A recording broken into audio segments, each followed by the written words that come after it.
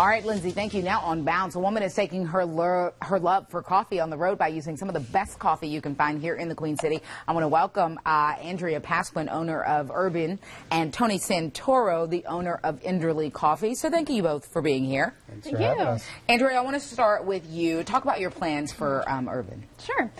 So Urbean is going to be a mobile coffee shop and boutique. Okay. All inside of a 1965 vintage Airstream trailer. So it's very versatile. I plan on taking it to pop-up events, festivals, being available to hire at private homes. Okay.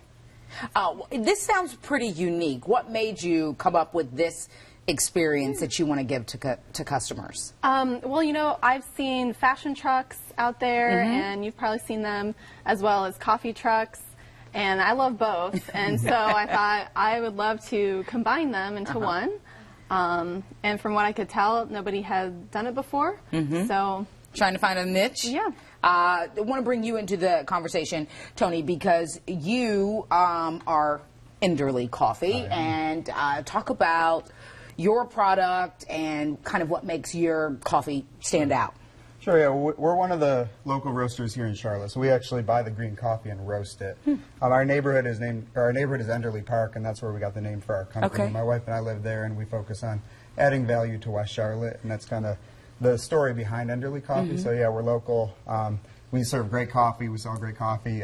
But we're excited to partner here with Andrea because just Charlotte is ready for coffee to evolve as a whole, and I think that this concept is really going to help to do that. So today we're doing a Chemex. It's just a pour over. Okay, I'm sorry. I'm just going to, so we can see it. So this is a method of brewing that Andrea may or may not have on the truck, so we're still working out all the details on how we're going to make coffee, but this is a way you can make a fresh cup of coffee at home for yourself, and it's a more consistent way to brew, and it makes a really delicious cup. Now how is this different from Mr. Coffee or Keurig? No shade to those, just wondering. So the good things about this is you have complete control over the process. Control exactly how much coffee you're weighing as you put it in, how much water you're weighing as we use our scale here, the grind size. And as the roaster, I controlled the roast as well. So having complete control over the whole process from raw bean to cup there's a lot of power in that. You can really create a lot with the coffee. About how long does this take? This process about 4 to 5 minutes. Okay. Andrea, I also want to talk about, as he continues to, what's this called again? The Chemex.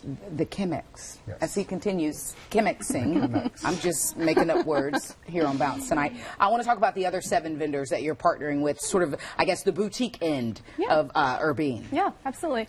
So I wanted to be really intentional about who I partner with, both on the coffee side and the retail side. So I chose socially conscious brands or artisans, and they are both locally made goods and globally made goods. Okay. So, for example, this purse that I know I had to kind of move it because we wanted to see the Chemexing. Chemexing. All right.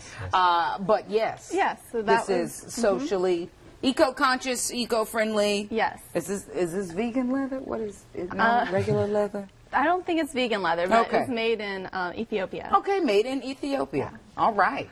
And you have some other things as well. Yeah, so for example, Fashion and Compassion is a local company in Charlotte. Okay. And they, these are some of the examples here. Okay, some great chunky bracelets and a necklace, So these baskets were actually made by women in Rwanda that have survived the genocide. Very cool. And now they work together to make these, and it takes them 40 hours to make just one basket. Wow.